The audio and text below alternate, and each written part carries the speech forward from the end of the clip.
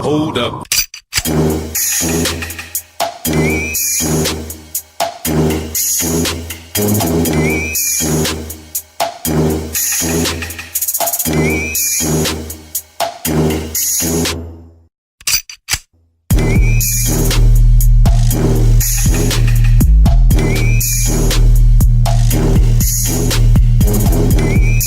Yeah, you know what time it is right now, man. It's your boy Q Lewis holding it down for the Negro section. I got the homies in the building today, man. We a little bit short, but I got my man HQ. I got my man C-Bo in the building. We gonna call him Bo though. We gonna cut it short, you know what I'm saying? I got my man Bo in the building. So it's your boy Q Lewis, HQ, Bo in the building, holding it down for the Negro section. In case you didn't know, this is the place where you can find out everything that's on our mind. On the sneak tip though, we go slide you some notes from the Negro section. All right, so this is what we're talking about this week. All right, we want to talk about gentrification. All right, so everybody knows what gentrification is. Gentrification basically is if you want to know what we say in the Negro section, this is when white people come in and take all your shit. That's what we're talking about. But we want to talk about how that actually affects the education and the culture in that place. All right, so we want to talk about that. It's happening in so many places. I know in Harlem it was happening, in Brooklyn it's happening, in Detroit now it's happening. So we want to know how is that affecting the educational system. And we also got a joint from the root.com. Shout out to root.com. We got a nice little selection there where we go reference in reference to about how some of these white people kind of mad that they got to share their educational spaces with some of these underprivileged black kids. All right, so we about to dive right in that thing, man. Bo, I gotta hit you with it first, bro. First of all, we're gonna say gentrification. What does that mean to you? That's what's up, man. So just to start off with, before I get into what it means to me, so I just want to put it out there. According to Merriam-Webster, I'm going to the dictionary on that real quick. So according to Merriam-Webster, gentrification is defined as the process of renewal and rebuilding accompanying the influx of middle class or affluent people into a deteriorating area that often displaces poorer residents. So often displaces poorer residents, right? So just like you said in the intro, it's just like white folks is coming in and kicking black folks out, bro. You know what I mean? Exactly. I mean, straight up. I mean, yeah. I mean, look at the cycle. So 60s and 70s, you got the Great White Flight and all that good stuff. White folks moving out to the suburbs, people in the city. Then you had, we thought we made it. We thought we was coming back, getting a little money, getting a little education. So we moving out to the suburbs, and white folks was like, oh, okay, we're gonna go back to the city on that ass there, right? So as far as it affects education, so to get, I asked myself, how are these cities getting white folks to come back?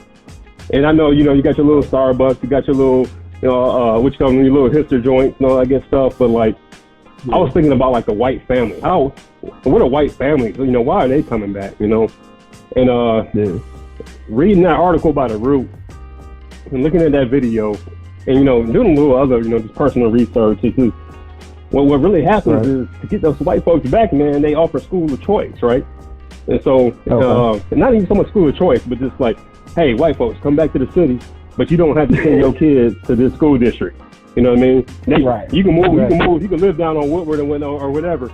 You know what I mean? But your kids can still go to school in Grosse Pointe. So not only do you kick the people out of the city, and those white folks move in and they don't send their kids, they ain't gonna send their kids to Cass, they ain't gonna send their kids to King, they ain't gonna send their kids to none of those schools, right? So now the school population is declining. So what does that mean? The school's getting less dollars than what they already got, right? So I mean, it's I don't know, man. So many of the policies of urban education are focused on bringing upper income families back into the public school system, but it's based on the assumption that they come into these neighborhoods, they're going to invest in the neighborhoods, they're going to revitalize these neighborhoods. But the families that move back into these neighborhoods, that are move back in these low income neighborhoods, I should say, often they opt out of the neighborhood schools, man. The higher income families take their resources and they can take their resources to other schools. They go to private schools, they go to schools in the suburbs. So that this whole school choice, it's I guess, So to bring in an outside example, right? I was looking on, a couple articles, just reading a couple articles, just trying to, just see what other people thought about it. And so segregating neighborhoods, they need not really send their children to the same under-resourced and struggling schools as their neighbors, Right. So these city officials kind of set up these elite, unzoned public schools, often with like strict admissions criteria. Your kids got a blah blah blah blah blah blah. So they're targeting a select population. So it's almost like redlining, right? So I'm saying, hey, if you from this area, exactly. we ain't gonna let you in. That's exactly what it is. So and like you said, you're looking at neighborhoods. You're looking at Brooklyn, you're looking at Chicago, or even Washington D.C. used to be called Chocolate City. And it's not even like that no more, bro. Yeah, right. So I mean, to me, man, that's the gentrification. Like the premise of it, I think it means well, like the premise of it. But a lot of things meant well, and we know how that went. So until the people that move back in the city start investing in the city, start investing in these neighborhoods, man. And so to keep it really real, I was down in New Orleans a little over a year ago. We was down on bourbon and whatnot. My boys' bachelor party. We kicking it, we drinking, we having a good time, we going out, we partying. Just doing what you do on a bachelor party. And we stop at this little diner for lunch. Go in there, order food and whatnot, and we staying at an Airbnb. So I'm talking to the cook, just saying, conversation. And he's like, yeah, man, I had to drive in 45 minutes. I was like, 45 minutes? What are you talking about? He's like, yeah, because all the tourists and all the people moving back into the city, and they make it unaffordable for us to live here. So it's like the people that's from there can't even live there no more, man, because that don't make sense. I actually felt bad in that moment. Like, hold up, I'm contributing to the problem. Like what's going on? You're gentrifying. Yeah. And I'm not telling people don't travel or don't go to this, don't go to that. It's just the sad state of affairs, man. When you get somebody that's from a particular area and they can't even afford to live there anymore. It's like I grew up here. I went to this school right down the street, and I don't know, man. Now I can't live there. Yeah, you know what I mean. Right. So yeah, that's the same way it is in the city. So I know probably going out of town put a different spin on it because you actually see it from a different perspective. But it's the same thing that's going on inside the city of Detroit, though. Exactly, man. You got wealth coming in the city, but they don't inject themselves back into the neighborhood. They don't care about the school across the street because they're gonna put their kids in private school miles away. So the school across the street suffers. And as that school suffers, then it becomes a lot less safe. And then people talking about, we need more police, and we need more this, and we need more that. And then kids get frustrated because they don't have any opportunities then. So it's like it's just like a vicious cycle, bruh. And before white people came there, you get so. Let me right. So looking at that video, and when I read that article in the room, and I read my man's quote, and hold on, I'm about to pull it up right now. But like my man's quote hit home with me like so hard, bro. It was just like, wow, that's so real. And which I'm about to which one you talking about? My man was like, hey, so these white folks, they don't want schools, being diverse. They don't want, a spot taken up, in a school of choice that they want their kids to go to by another kid. So my man in the article, he said, the kids from that neighborhood are already tremendously disadvantaged, right? Okay, and I know exactly what quote you're talking about. Yeah. So he was like, hey, so I'm going to take my already advantaged kid, and they need more advantage, and then they need to be kept away from the other kids that are disadvantaged. And he was like, that's tremendously offensive to me. And that's exactly what it's about. We already got a leg up, now you want two legs up. It's like, come on, cuz. Exactly. I don't want to take up all the time, but yeah, it just kind of, rubbed me the wrong way a little bit, bro. Yeah, most definitely. I'm agree on that. I read that quote. I read that quote before. That's exactly what I was thinking. HQ, what you got to say about that, bro? I mean, to piggyback on what Bo was saying, like watching that, it was a expose done by Vice, and they did it. They basically did it what we were talking about in Brooklyn. I think that with the gentrification part of it, the only thing that's going to help it is, even though the parent, like it was something Sinbad said, like racism won't die till my generation dies. That's what he basically said. He's like, racism won't die until my generation. I think the only thing that's going to help that gentrification process to really become what it's supposed to become is their kids. Because their kids, like watching if you watch the expose done by Vice, when they interviewed the kids saw the advantage. It was like, and they knew like that's not fair. And it was kind of weird to me to see, you know, a kid of a CEO or a well-off doctor's kid or a Muslim kid, like, you know, my family moved here, was a young girl, like my family moved here with millions of dollars. That's not my dollars, but yeah, I'm benefiting from it. But I don't think that's fair. It was kind of weird for me to hear her say that in the whole process. Like, it's going to be like it's going to be unfair to those people because I'm taking away opportunities and advantages that they should have access to. It was weird just hearing the little girl say that. Like, you see what your parents doing. I think that generation, their generation of kids are going to, at best, I think this generation of kids are doing their best to really dissolve that fine line of racism. Because if you see their kids standing up and stepping up in more situations that become a racial-based situation, you still got those every situation gonna have those dumb amount of kids doing what they do. And you still got those kids, you know, doing dumb stuff, racial stuff, and don't get it. But it's gonna be I think it's gonna be a fair amount of those kids who see what their parents did and they want to change that. But I don't agree with like how they use gentrification, saying it's gonna make it better. It's not making it better for the residents, it's making it better for the people who were sub-residents. It's like when I hear on the radio, like 955, 98.7, Metro Detroit, or the Detroit station, you're not even based in Detroit. So why are you claiming Detroit? Like, I don't even like the term Metro Detroit. Like, no, you're Roy Lowe. No, you're Sterling Heights. No, we're in the Metro Detroit area.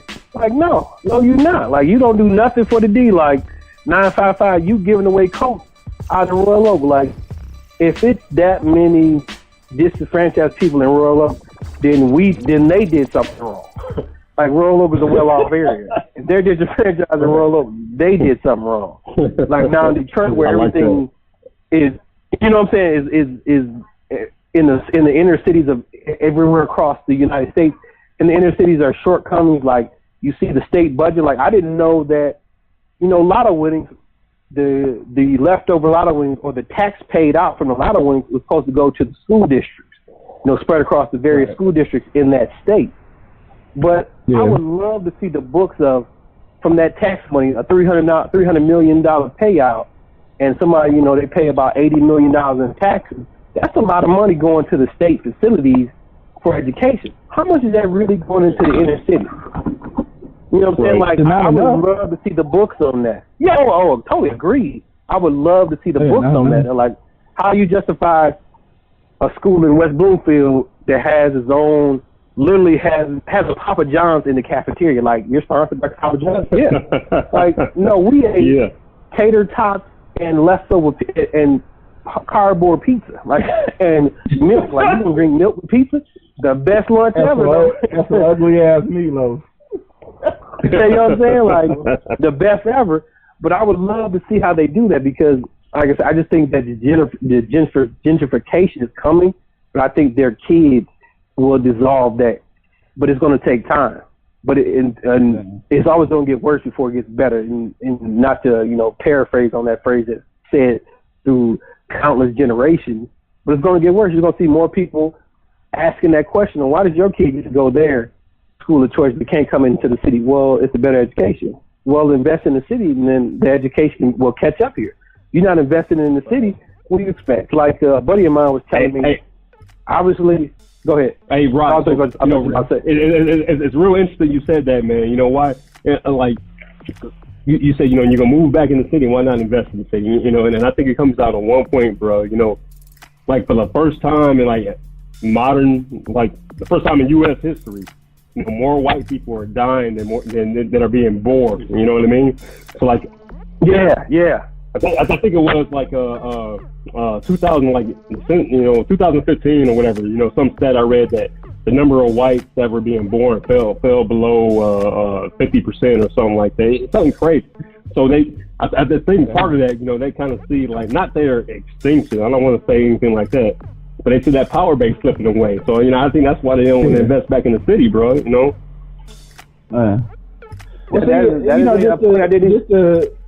To double back on that too, the thing is though with gentrification, which is the main issue is that indeed they do go into these communities and revitalize the communities. They do put money back into the city, but they do it on a business sense. In actuality, the education is the infrastructure, so they need to go in building schools and not building businesses. I mean, that's why it's hard. Did you know this? You can put everywhere downtown, but you can't build a new school in the city.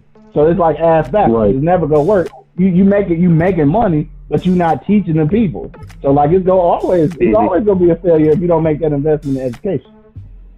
Right. I agree. Like a buddy of mine who's in the real estate. I didn't know this. Like you know that $1 billion facility that the Illich family built, the new Red Wing Stadium. I didn't know that for that whole area. Illich just spent less than close to $1 million for the whole area, but they took out a loan to build they took out a loan from the city to build the stadium. They've already paid off that loan.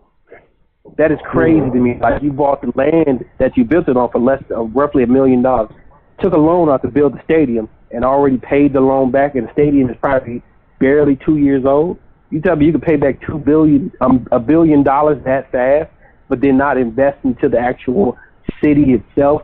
It's like, and I don't like. I want to fault our leaders in the city of Detroit, but honestly, I don't fault them because those leaders are still thinking from that 1960, 1970 point of view, and they don't know how to bring those dollars into the city to help the city. I'm like, okay, even though Coleman was crooked, but he made sure, like, okay, I'm going to give 40% of the business to these outside businesses, but 60% is going to stay with minority-owned businesses that's going to develop here in the city and give our people opportunities to get better job opportunities for themselves. People hate on the outside. But I think he fell upon it. What is a lot of people when you go in that circle of politics or fame or sports celebrity status, you can die by your own hubris. And I think Kwame died by his own hubris, and that was like that's his fault. I think he had a good foundation, but he thought he was just like them. They won't touch me. No, somebody always got to be a fall guy, and you were the fall guy. They still making millions off those contracts you approved, and you gone.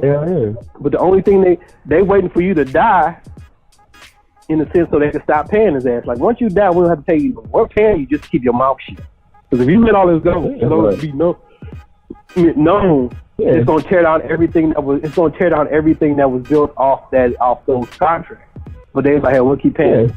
But then the city, like, not to jump subject, but I think that it's going to happen. But we just gotta start. Like I said, the city leaders got to start putting their foot down. Okay, you're going to build this. You got to make sure you promise us 40% of the opportunity for jobs. You got to make sure 40% of that money that's going to be generated by this company goes back into the infrastructure of the city. If they can't guarantee you that, then don't give them those contracts. Hey, Rod, I think it's real interesting that you bring that up too, man, because I made it no secret that, I didn't vote in the federal election. I voted in my local election, but not the federal election, right? I got serious problems with the Republican Party, obviously. And I really got problems with the Democratic Party too. I mean, because we've been voting Democratic since like forever. It seemed like, I mean, what good has it done, right? So I mean, so I dug into the election a little bit, man, and like for the first time in 30 years, Democratic votes declined in the biggest cities. So I asked the question, why? Because people always think, oh yeah, that's a big city, blah blah blah. They're gonna vote Democratic, all this other good stuff, But then, after doing a little research, like since like 1984, man, like America's biggest cities, have voted increasingly, Democratic, right? But it kind of came into an end in 2012. 27 or I think it was like 27 or 30. The most popular cities voted for President Obama. But so everyone assumed that Hillary was going to get those votes. But actually, man, so what really happened is, on election day, those Democratic votes in those big cities declined. And I don't have proof of this, but it's just like it correlates, right? So gentrification, Democratic votes in large cities decline. So when Ryan say, those city leaders got to put, when you say those city leaders got to put money back into the city, it may not be the same city leaders from 10, 15, 20 years ago. Right. Those city leaders now, they get a different base that's voting for them. So that you got different representatives, So they, I mean, essentially, I guess they are representing their city. You know what I mean? But it's just not the same people that live there anymore because those people that voted 15, 20 years ago are gone, right? I didn't even look at it like that, but damn, that's a true point, though. Yeah, so with the demographic change, and then of course the vote would change too. I never even looked at it like that. Yep. I mean, it's straight up gerrymandering, man. I mean, that's what it is without doing it. You know what I mean? It's just, hey, move all these white folks back in the city, move all the people out. You know what I mean? And your whole vote base changes. It's like, dang, it's like Detroit voted for Trump. I mean, it didn't. I know that. But I'm just saying, if something was like that to happen, I mean, this is one of the major reasons why that would happen, Yeah. No, I think that I hadn't even looked at it that way and shit. So, you really pointed out a different point of view.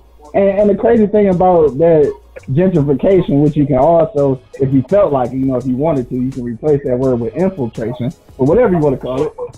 Some of these same places, though, we're talking about Cass Corridor. Some of these same places have been horrible areas in the city as long as I remember. And these are places that we could have, to use the term loosely, we could have gentrified ourselves. And I guess it's just weird that we set on that kind of city blight and that kind of, that kind of destruction around the area without picking up on it ourselves. Why wasn't this prime real estate for a bunch of black relatives? Because there's a lot of black relatives in the city of Detroit. But that kind of goes to show you that it's not about your money, it's about who you know. Because a lot of people, I'm sure, had enough money to buy it, but just didn't have the right connection. And that's where, where it's a problem with gentrification too. Exactly. So that's where that whole redlining plays in case that they say, oh, you from this area and this area? Oh, no, you're not getting a loan. Oh, no, you're not getting credit. Nope. You might have the money and you might have the collateral and you might have it. You might be credit worthy, but you from this certain area, they just, no, you ain't getting it. So, from that fundamental level, from when people, back 60s, 70s, 50s, or whenever, when black folks, some of the black folks that did have money, they weren't allowed to invest that money. Not where they wanted to anyway, Yeah, because originally Don Barton wanted to buy that whole riverfront. It was fucking Don Barton. He had all kind of money back then. So I mean, that tell you right there. Oh damn! I don't know certain people that they want to take advantage of. Yeah, because he wanted to buy that whole riverfront. This is before they had any plans of new stadiums or none of this shit. Like somebody from the city of Detroit wanted to revitalize the city of Detroit way back then, but it took outsiders in order to get that implemented, and that's why I think it's a weird thing. You know what I'm saying? I think it's a weird thing, but plus, again, it's based on finances. It's based on the money infrastructure. So it's never going to work because while you're putting money into, okay, I'll give you 100 jobs over here. I'll give you 100 jobs over here. What about the kids that's coming up with no education? Like, what good is these jobs gonna be if they ain't fucking going to school? Like, what's the point? You know what I'm saying? So then they end up getting fed to the same system.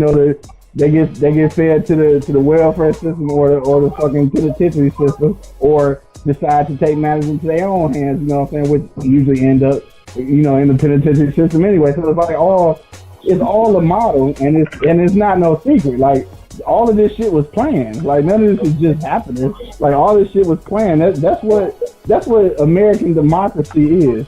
And I hate to say it, but that's what capitalism is, and that's what we fight for and all that shit. But man, it's starting to make it seem like communism not really that bad, bro. Bruh, you laugh, but okay, so Kanye been on his little thing lately, right? And he talking about free thought and new thought, and like I get that, and I'm cool and I support that. But I wish it was like more directed towards like the political system. And what I mean by that, black folks is automatically saying we got to vote Democrat. I mean, there's so many other parties out there that are more aligned to what we want and what we want to accomplish. I mean, because certain, it's no, like you said, it's no mistake that certain forms of government have a stigma. You talk about socialism, you talk about communism, you talk about the Green Party, you talk about whatever parties you want to, and there's a certain stigma that it has in the United States to where, oh no, you can only vote Republican or Democratic, maybe independent or something like that. But right. if people would actually just like get up and go do some research, man, and see that there's so many other parties out there that actually represent what we want and try to get behind that, or not even that, or just like me, you, Ryan, or whoever, say, hey man, this is what we want to accomplish. Let's go to the neighborhood. Let's get this done. Create your own party. Create your own, like the Congressional Black Caucus and whatnot. Like I get that, but that's just pandering. That's all it is. It's just like, hey, here's some crumbs. Congressional Black Caucus. Right. Y'all feel better. You gonna get what you got off your mind. Okay, go ahead. There you go. And like Maxine Waters, like I love my Auntie Maxine and whatnot. But I mean, does she really? I mean, I wonder, does she really have power? You know what I mean? Like, what can you really affect? That's a good ass question. In Congress? And that's a good question, but like that stuff. She's been fighting a good fight for years, but like, yeah, she has been. Working? She has been. Is it working though? Right. Yeah, so I mean, I really think black folks need to re-examine their party affiliations, man, and I'm not saying vote Republican because no, they don't have our best interests aligned with them, and Democrats don't either, because like I said, we've been voting Democrat for years, and here we are, 2018, talking about the same things, bro. And the Democrats, they got lazy because they know they don't get our vote. They know that. So like the best country, like the most power, like Chris Rock said in that movie, if America was a woman, it'd be a big titty woman, right? You know what I mean? It got everything. So like you telling me like in the best country on this planet, the two candidates you gonna give me is Hillary Clinton and Donald Trump? Really? You telling me there's not two more qualified candidates out there to be president of the United States? Really? Come on, man. I mean, that's not smart, bro. Like I said, I got a lot of heat from family and friends about not voting in the federal election. And if you don't vote, that's a vote for Trump. And maybe so, maybe whatever. You know what I mean? But it's just I refuse to take part in a federal system and where they limit my choices to that. You know what I mean? And I know we're kind of getting off of education. We're getting off of education a little bit, but like a little bit. I agree with you, Carl. Like when you get a chance, Google Killer Mike. Killer Mike. It was probably a 3-minute interview he had with a TMZ person. Like caught him at the airport, and they were asking like, "Why are you telling people not to vote?" I'm not telling you not to vote. I'm telling you to look at all the choices.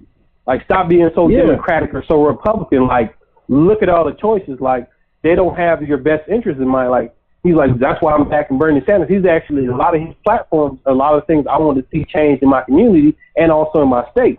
And then the guy came back, well, what is this? He was like, are you an American? Well, no, I'm Australian. Well, y'all got your own problems in Australia where y'all disenfranchising the Aborigines. So how you gonna tell me telling my people to look outside their normal voting boxes to do that? And the guy just shut up. Like, damn, you making sense right now. Like, yeah, like look at some of those other parties. Like a buddy of mine was telling me here in Michigan, it's I don't know if he's Arab or Indian or Afghanistanian. It's some political party running here in Michigan ran by Afghanistan. He has more. The base of his campaign is more based in helping the state and helping the various cities in the state of Michigan revitalize themselves. And it kind of caught me off guard because my buddy started looking at him. I was like, okay, let me check him out. I was like, damn, he's trying to do all this? Yeah, he's trying to bring it back to the city where, well, like you said, getting back to the gentrification, it's being gentrified in the Congress and in the local government, and then it's falling down to the smaller cities who have to abide by these laws that are passed but don't agree with them. So it's like now it's time to get in, look outside those normal voting structures that we normally see, Democratic and Republican. I think there's one cat, he running independent, if I'm correct. And it was deep to me. I was like, damn, he's really trying to see change and make sure gentrification benefits both parties, the franchise and the disenfranchised. And that was a deep look for me.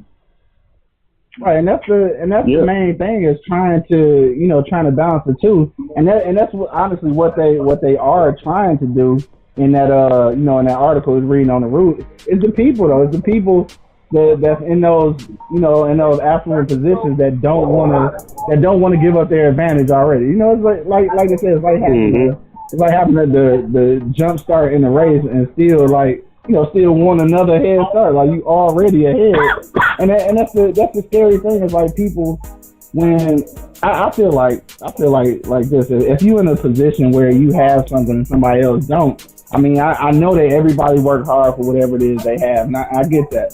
But then at the end of the day, though, I mean, how can you be cool with yourself by knowing that you have these advantages and not even able to share those with someone that's way far less advantaged than you? Like, for them to be so pissed that they want to put a couple of under average kids in their school, like, they should be the examples on improving education, not be scared that their education will get brought down. It should be the other way around. They should be looking forward to that. Like, you know what? All right, let's get some of these underprivileged, like undereducated kids in here and work them up. Like, that should be their challenge. Instead, they looking like, damn, this will be an anchor. To piggyback on what you just said, I think that was initially started probably in the 1700s, 1800s, and it laid its foundation. Now they don't even know they're doing it. It's like that argument where people have that they act like they don't see racism. I didn't know it existed. Like really, like you don't see the advantage, and it's like I said, it won't be them. I think it's their kids because their kids it's absorbing so much of our music, our culture, our way of thinking. I think their kids will level the playing ground to a point. They're still going to keep something for themselves. Like, yeah, we'll give you this, we'll give you that, but we're going to keep this part of it. I think that's going to level it somewhat, and I think that's what's scaring a lot of the older generation because they see it happening. Like, Dad, I want you to meet my friend. This is Jamal. He's into this. He's into computers and he's programming. In high school, he helped me with my last test. Yeah, okay, son, but I still want you to take the internship. But Dad, I don't want to do that. So give it to put a word in for my buddy Jamal. I don't want to do that. So just take your time to think about it. No, Dad, I thought about it. I don't want to do that. Give it to Jamal. I think that's where they're scared at because they see their kids. Hey, Dad, this is Jamal. Hey, Dad, this is Keisha.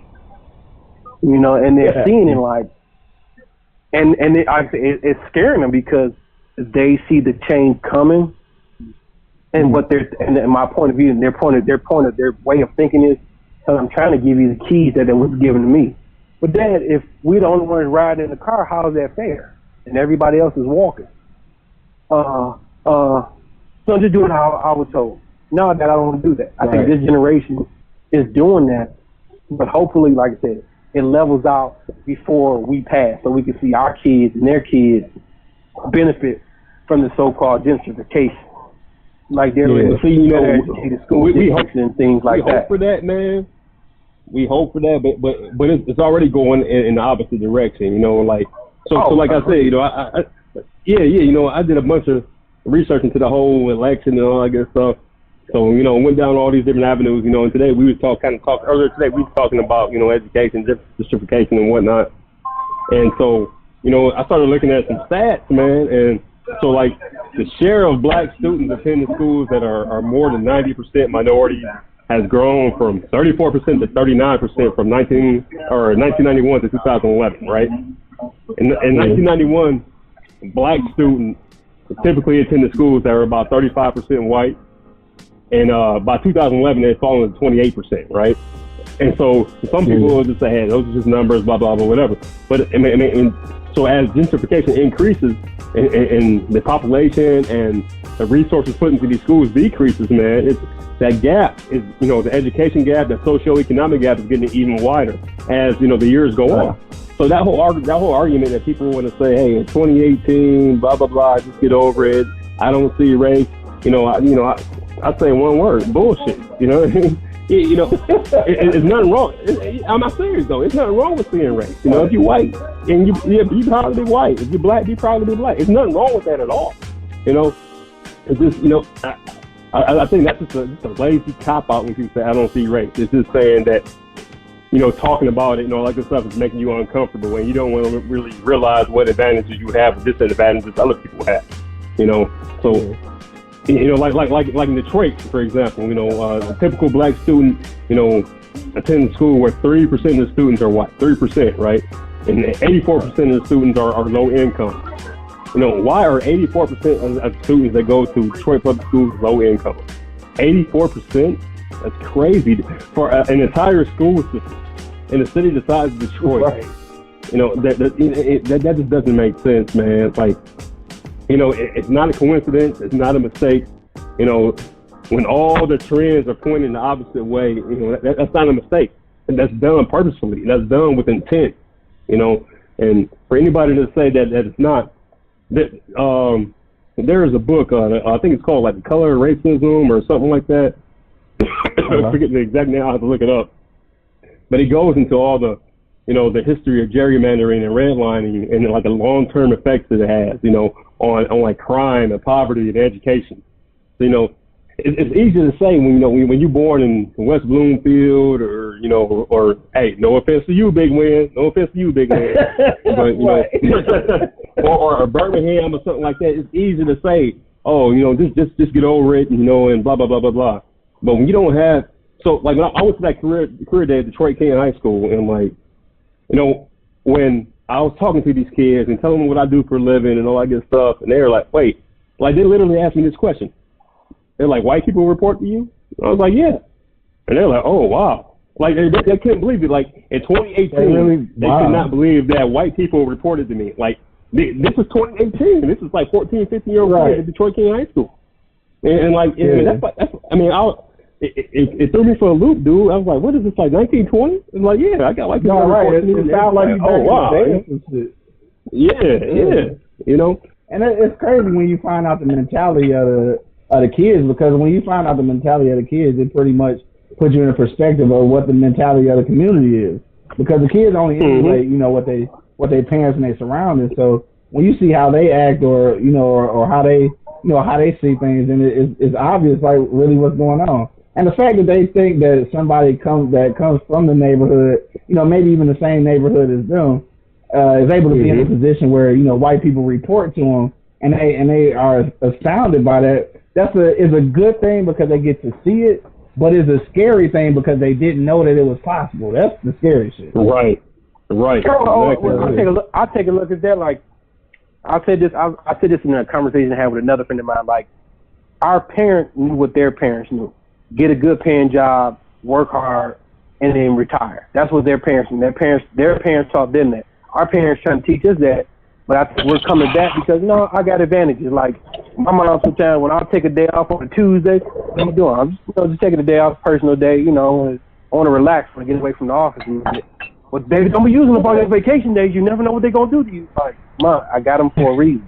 Their vacation days. Like, I don't have to go nowhere for a vacation. But I think, that comes from that generational thought of, we don't measure up to our counterparts, and I think our generation is changing that. But what I would say is I would wish that generation before us, those 95s, 94s, 93s, I wish they had came back and showed us a little bit thing or two, how to, you know, start businesses, how to help grow the community, because, you know, you learn a lot of stuff from getting away from your community. Like, I'll say this one time, it was sad. Like, I helped build a jungle gym at my son's grade school.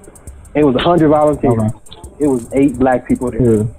I was like, a school of over 700 black kids, and it was 8 black volunteers. It made me sad. I was like, it was more, you know, white people, the Indian people out there helping me build jungle gym. So I was like, that's because we don't know. We don't know because our generation never came back and showed us, hey man, get back to your community. Don't, you know, get a group of y'all together, go clean up that park so kids can start using that park.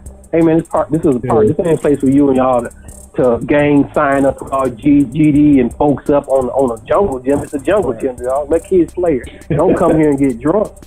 You know what I'm saying? Right. Like, I think that plays a small part in it. That's why those kids were amazed. Like white people were Portuguese. Yeah.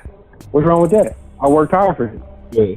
Well, exactly. Well, what I'm supposed to, you're not going to give it to me? No, nobody gave me the shit. I put in the time, 10, 12 years of me working hard, traveling, relocate for job to job experience, and leaving each job with a higher expectation that I set there for the next guy who's going to come in and take my place. So now here I am benefiting from the hard work. So what are you going to do?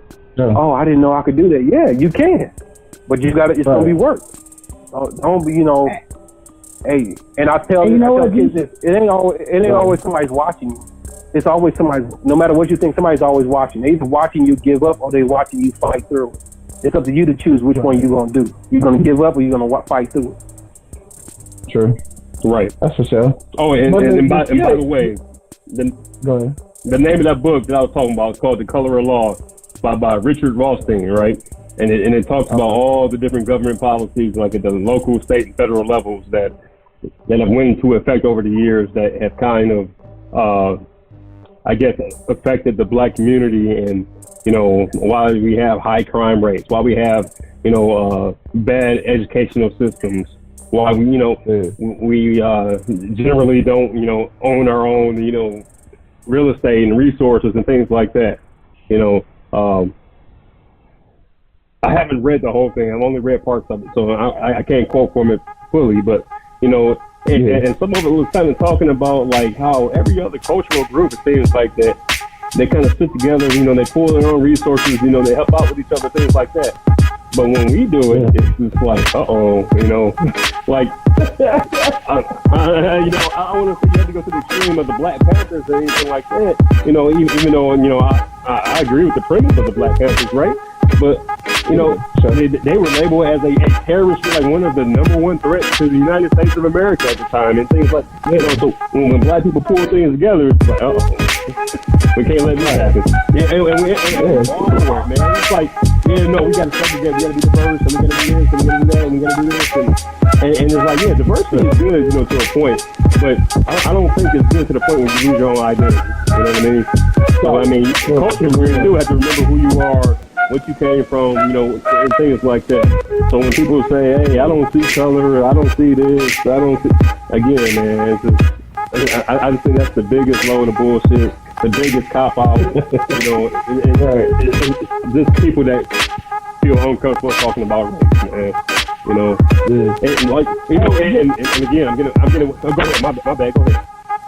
Oh no, I was just gonna say, talking about that too, and just putting all this stuff into perspective. I kind of want to spin it just a little bit before we get out of here, because we're pulling close to the end. I kind of want to spin this a different way. I'm gonna ask both of y'all the same question. HQ, I'm gonna hit you with it first.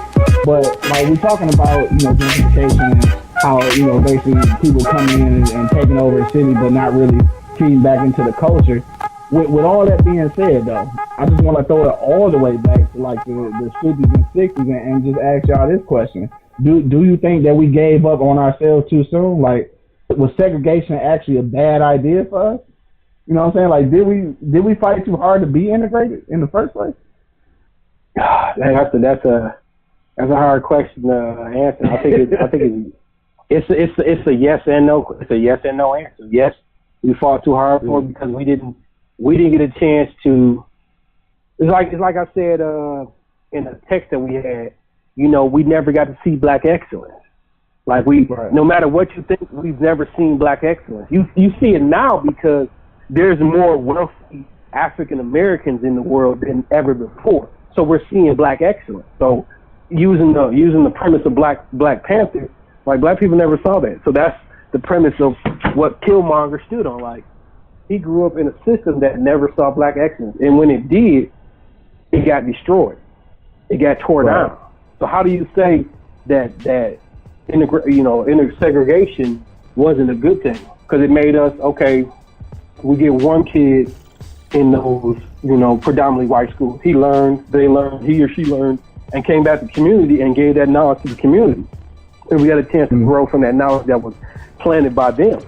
But now that we're on equal playing ground, they use it against us. Like, well, why would you want to go back? Stay out here with us. And that's what we initially do. Like, you know what, you're right. Why do I need to go back? I'm gonna stay here and chill. You know, I got my white picket fence. I got my tire tied to the tree in my front yard, and I'm enjoying life, and I'm making great money. Why go back? Exactly. So, like I said, it's a yes or no question. It's a yes or no answer because we never got a chance to see it. Anytime it got started, like I said, Black Panther, #1 terrorist group in America. No, they were taking care of the neighborhoods in LA. Black Wall Street. Exactly. No, they were showing you how strong the black dollar could be in one area. No, we don't want to see that. We're gonna burn the whole city down. We gave guns to the public who are non-police. They got police issued guns to help take down Black Wall Street and burn it to the ground. Like now we're seeing black excellence, but people want to use that. I think people want to use that as an ulterior motive because, well, we helped you guys get this far. No, we got to show them that we can get this far without them. We got to show them we can get this far without them. Let's show them how we can continue this black excellence on top of what we've gained over the last 10 or 15, 20 years. And keep going and keep building. But we just got to make sure that we don't get lost in translation with laws, legislation, Congress, and so forth. If we keep, pushing back, eventually it's going to happen. But like I said, that's a yes or no answer because yes, it was a good opportunity because it opened up doors for us, but then no, because they made sure that when they were opening those doors, they closed them behind you. Like, go ahead in there, sit in here by yourself. What about, it was 3 people behind me? Yeah, we couldn't let all of them in. We got to give so much to so many. Well, I want an opportunity too. My buddy want an opportunity too. Well, yeah, he'll get an opportunity somewhere else, but not here. And like I said, it's a yes or no answer, in my personal opinion. Yeah. So, Bo, what you think about that, man? On the reverse of gentrification, that's the infiltration of the black community. Like, what you think? You think we'd have been better off, staying segregated? HQ, man, you're right. That's a tough question, right? So, again, man, like I think diversity is a good thing, but again, not to the point where you lose your own identity, man. And there's certain things where I think we just try too hard to be accepted. We try too hard to fit into that, that Taylor Swift crowd and all that good stuff. You know what I mean? Like, just want to be. Because I mean, if we really look at our culture, man, like if we really just pause, sit back, and look at it from the sideline, like they really trying to be a part of us. Hip hop is mainstream now. Hip hop is pop culture now. You know what I mean? Like like old boy from the quarterback from Wyoming that just got drafted that got in trouble because of some tweet when he said the N-word and whatnot. I don't know if he was just like he was quoting a rap song from Rick Ross and what, you know what I mean? So like this little kid from Wyoming or Idaho or wherever the hell he's from, somewhere out there where there ain't no black folks. Quoting this song by Rick Ross, So I mean, they want the benefits, but not the disadvantages, right? So I think we need to sit back I think we need to sit back and see that and realize that, and just like certain things, man. I just think we need to keep to ourselves. Like education, Our economic resources are like two of those major things that we need to really promote, like in the home and in the community, in the culture. And like I said, it just threw me for a loop, dude, when I was standing in front of that class in 2018 last week, and these 14 and 15-year-old black kids could not believe that white people reported to me. Right. And I was just like, wow, dude, So again, some things I think we should keep to ourselves. Other things, it's like, so people talk about politics and taxes and all that good stuff. Honestly, I really don't mind paying taxes if it's going to something that's going to benefit, the whole, I guess. I pay taxes, and like I still see, like, I go back to my own neighborhood. The house I grew up in is boarded up and burned up. You know what I mean? So what are my tax dollars doing for that neighborhood? You know? Exactly. So it's like, at some points, man, you're like, yeah, you know, why even bother? And then some things you're like, yeah, I need to be included on this. So, you know, I think it's a lot of gray area there, man, you know, a lot of gray area. It is. Just, you know, that's a tough one, bro. It's a tough question. That's why I threw it out there, because I knew it was going to be a tough one, because there's not a real answer to it, you know what I'm saying? Because the reality of it is that, like HQ said before, segregation could have honestly been a great thing. Unfortunately, we didn't see it through to even see the benefits of it, honestly. And then, of course, the other way around, the flip side of that was integration, which works well as long as those who are in advantage are comfortable sharing that advantage. And that's where we usually run into the problem. And that's what the problem is with gentrification. You got people who move in and have these opportunities and don't want to share those opportunities basically with the people that they just evacuated. You know what I'm saying? Because like people basically get evacuated. People used to live down in that Woodward area and Cass Corridor area, you know, like barely living, but they was living. And now, like, them or nobody in their family can even afford to move in those places now. So it's like, if you're able to... One time going downtown, seeing somebody ride a bike in downtown Detroit at around like 10 o'clock at night on a Friday night, like, that motherfucker riding a bike. Regular. Oh, yeah, that's regular. It's like, it's gentrified for real down there. You know what I'm saying? Like, it's real life down there now. You know what I'm saying? Which is fine. I just want to be able to participate. At Q, but like, you know, like that text that you sent out about a week ago, you know, we was looking at hey, what's that show on Netflix? Dope. Oh, Dope. Yeah. No, I like the zip code. Me and you grew up in is like one of the murderous zip codes in like America. You know what I mean? But it's like just a few minutes away.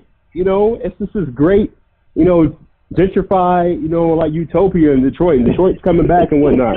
But you go 5 minutes away, and it's like the most murderous zip code ever. You know what I mean? Exactly. Yeah. Oh man, come on now. Yeah, it's a tough thing, dog. So we go wrap it up now. I'm gonna go around one last time. We go keep the comments short this time. I just want to ask y'all, you know, just to round it out. You know what I'm saying? I'm gonna start with you, Bo. I'm just gonna ask you, like, what do you think could help gentrification go better?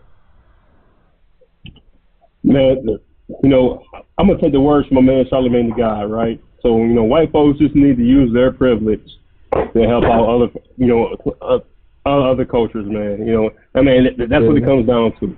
You know, they're the majority, they're the powers. They hold pretty much all the keys, as much as we like to admit it or not. You know, white folks using their privilege to help us out, bro. And in the words of my man Huey P. Newton, Black power is giving power to people who have not had power to determine their own destiny. And I'm gonna leave it at that. Nah, that's dope. I'm scared to go behind that. It's cute. Yeah, I don't want to go behind that. Like going after Ray Lewis coming out on his introduction. I ain't going after that. No, it's cute. I mean, honestly, he summed it up. Like, those in power got to know how to give back within their power structure to make sure the scale is balanced. If they never do it, it'll never be balanced. Like I said, gentrification could help out if they want to balance the scale. But if you turning cities out, neighborhoods that are 5 minutes away from the most murderous zip codes in America into utopias, something wrong there. So if you see something wrong, use your privilege and use your power to make sure the ground is becoming level. Like I said, that's going to happen when their parents' kids step up and step in. And I think that, like I said, because hip hop is becoming mainstream culture now across the board, it's blowing their mind, because now they see like your kids are leveling the playing ground. Just hopefully it happens before we leave this earth, and we get to see it, and our kids get to benefit. We see our kids benefit from it. We see our kids benefiting from it. Right. For sure. That's my piece. Just to end it off then on that note, man, gentrification, I feel like in order to in order to make it kind of go better or actually work, I think definitely you got to take the focus away from the businesses and into the schools. I think if you build the schools up, the monetary benefits of that and jobs and everything will come from that. But as long as you overtaking populations, like turning liquor stores into the Starbucks and clearing out whole apartments, turning them into high-rise condominiums, it's cool. Like, you're making money for a certain area of people, but still never, putting money into the educational infrastructure. I think it's never going to work. So until the education piece becomes the main piece of gentrification, I think it's always going to fail. So, but that's my point on that. You know what I'm saying? But I want to thank everybody who checked us out. For sure, man. I want to thank everybody who checked us out tonight. You know what I'm saying? We was a little short. Only had my man HQ and Bo in the building, but it's still all good because we holding it down. And what we did right now is just go down, peek inside our minds. You know what I'm saying? So to the next time, man, you know exactly what this is. For sure. Notes from the Negro section. Peace out, y'all. Holla.